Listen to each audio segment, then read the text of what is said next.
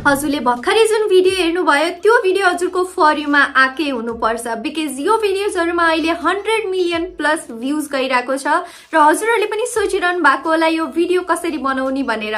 So यो भिडियोको एउटा पनि पार्ट मिस नगर्नु होला, म हजुरलाई सिकाउने छु यो भिडियोमा र हजुरले चाहिँ यस्तो खालको भिडियो पीसी मोबाइल जुनबाट पनि एडिट गर्न सक्नुहुन्छ। यो भिडियो हेरिसकेपछि हजुरले पनि यस्तो खालको भिडियो बनाउनु भएको छ भने मलाई इन्स्टाग्राम र टिकटकमा चाहिँ मेन्सन गर्न नबिर्सिनु होला र यो भिडियो मन परेमा एक लाइक गरेर मेरो च्यानललाई सब्स्क्राइब गरेर जानु बिकज 100k हुन लागेको छ। हजुरहरुको सपोर्टले 100k छिटै हुन्छ। अब सुरुमा चाहिँ हजुरले एउटा भिडियो शूट गर्नुपर्ने हुन्छ। भिडियोमा चाहिँ हजुरले नर्मल रियाक्सनबाट केही शकिङ रियाक्सन या केही राम्रो रियाक्सन दिएर चाहिँ हजुरले त्यहाँसम्म चाहिँ भिडियो शूट गर्नु होला र लास्टको जुन पार्ट हजुरलाई स्क्रिनशट गर्न मन लाग्छ हजुरले त्यो पार्ट स्क्रिनशट गर्नु होला। भिडियोबाट स्क्रिनशट लिइसकेपछि हजुरले त्यो स्क्रिनशटलाई क्रप पनि गर्न सक्नुहुन्छ बट क्रप नगरिकन पनि अपलोड गर्न सक्नुहुन्छ। So yeah guys, धेरै ढिलो नगरिकन it's me Susmeta Bhattrai and you guys are watching my YouTube channel. So let's start the video. अब सुरुमा हजुर आफ्नो क्रोम ओपन गर्नु र हजुरले यो वेबसाइट देख्न सक्नुहुन्छ। यसको लिंक डिस्क्रिप्सनमा राखिदिन्छु। त्यहाँनिर हजुरले एउटा इमेल राखेर गेट स्टार्टेडमा क्लिक गर्दिनु होला। त्यसपछि हजुरले कुनै पनि यहाँनिर पासवर्ड राख्न सक्नुहुन्छ। मैले यहाँनिर पासवर्ड राखेर चाहिँ तलपट्टि रजिस्टरमा क्लिक गर्दिन्छु। अब हजुरले यस्तो खालको इन्टरफेस देख्न सक्नुहुन्छ। सुरुमा चाहिँ हजुरको त्यहाँनिर क्रिएट योर फर्स्ट भिडियो भनेर देखाउँछ, त्यसमा क्लिक गर्दिनु होला। जस्तै त्यसमा क्लिक गर्नुहुन्छ त्यहाँनिर माथिपट्टि रिसेन्ट इमेलको अप्सन देख्न सक्नुहुन्छ। त्यसपछि हजुर आफ्नो इमेलमा जानु होला र त्यहाँबाट हजुरले भेरिफाई गर्नुपर्ने हुन्छ। जस्तै भेरिफाई गर्नुहुन्छ त्यहाँनिर चाहिँ फाइल्स अपलोड गर्ने अप्सन आउँछ। हजुरले तलपट्टि देख्न सक्नुहुन्छ बिगिन विथ एन इमेज भनेर, त्यसमा क्लिक गरेर हजुरले जुन स्क्रिनशट लिनु भएको छ त्यो चाहिँ त्यहाँनिर अपलोड गर्दिनु होला। जस्तै अपलोड गर्नुहुन्छ तलपट्टि स्क्रल गर्दै जाँदाखेरि हजुरले त्यहाँनिर देख्नुहुन्छ कन्टिन्यू टु प्रम्प्ट भन्ने, त्यहाँनिर क्लिक गर्नु होला। अब त्यसपछि हजुरले भिडियो क्रिएट गर्नको लागि सेलेक्ट सब्जेक्ट अनि सेलेक्ट स्टाइल देख्नुहुन्छ। हजुरले दुईटै सेलेक्ट गर्नुपर्ने हुन्छ। सो मैले चाहिँ यहाँनिर सेलेक्ट स्टाइलमा क्लिक गरेर स्टाइल मात्र सेलेक्ट गर्छु। हजुरले सब्जेक्ट पनि सेलेक्ट गर्नुपर्ने हुन्छ। त्यसपछि हजुरले त्यहाँनिर जस्तै सेलेक्ट स्टाइलमा क्लिक गर्नुहुन्छ धेरै खालको स्टाइल देख्न सक्नुहुन्छ। मैले ओइल पेन्टिङमा क्लिक गरेर कन्टिन्यू टु सेटिङमा क्लिक गर्छु। अनि अब सब्जेक्टमा चाहिँ मैले अ सिक्रेट गार्डन भनेर सेलेक्ट गर्छु। हजुरले जुनै पनि राख्न सक्नुहुन्छ। त्यसपछि हजुरले त्यहाँनिर तलपट्टि कन्टिन्यूको अप्सनमा क्लिक गरिदिनु र त्यसमा क्लिक गर्ने बित्तिकै फेरि कन्टिन्यू टु सेटिङमा क्लिक गरिदिनु। अब हजुरले देख्नुहुन्छ त्यहाँनिर एडिट सेटिङ्स। एडिट सेटिङमा हजुरले ड्युरेसन अनि अरू कुराहरू पनि देख्न सक्नुहुन्छ।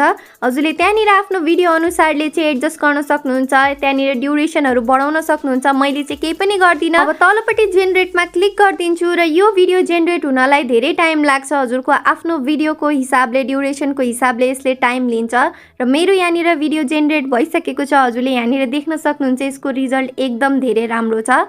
त्यस्तै गरी हजुरले तलपट्टि स्क्रल गर्दै जाँदाखेरि त्यहाँनिर हजुरले डाइरेक्ट डाउनलोड नगर्नु होला। त्यहाँनिर अपस्केल भिडियो भन्ने अप्सन देख्नुहुन्छ, त्यसमा क्लिक गरेर 180 मा चाहिँ सेलेक्ट गरेर चाहिँ हजुरले त्यहाँनिर अपस्केल गर्नु होला। त्यसलाई 5-6 मिनेट लाग्छ। अपस्केल हुने बित्तिकै फेरि तलपट्टि स्क्रल गरेर डाउनलोड भिडियोमा क्लिक गर्नु होला र त्यहाँबाट त्यस्तो गरेर डाउनलोड गर्नुभयो भने चाहिँ हजुरको भिडियोमा वाटरमार्क आउँदैन र हजुरले चाहिँ इजिली यसरी डाउनलोड गर्न सक्नुहुन्छ 1080 मा।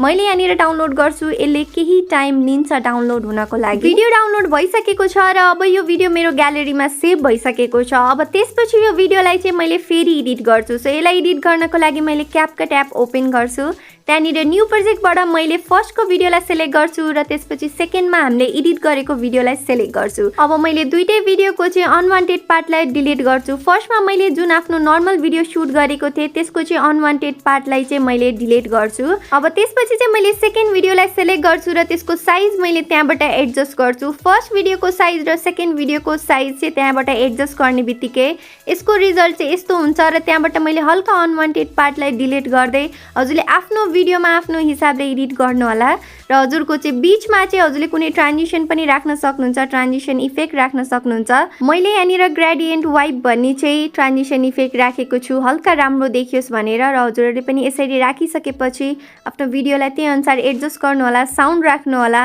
र यसरी नै यहाँबाट एडिट गरेर सेभ गरेर आफ्नो सोसियल मिडियामा अपलोड गर्न सक्नुहुन्छ। यो भिडियो हेरिसकेपछि हजुरलाई थाहा भयो होला कि यस्तो खालको भिडियो बनाउन धेरै गाह्रो पनि छैन, एकदम इजी छ।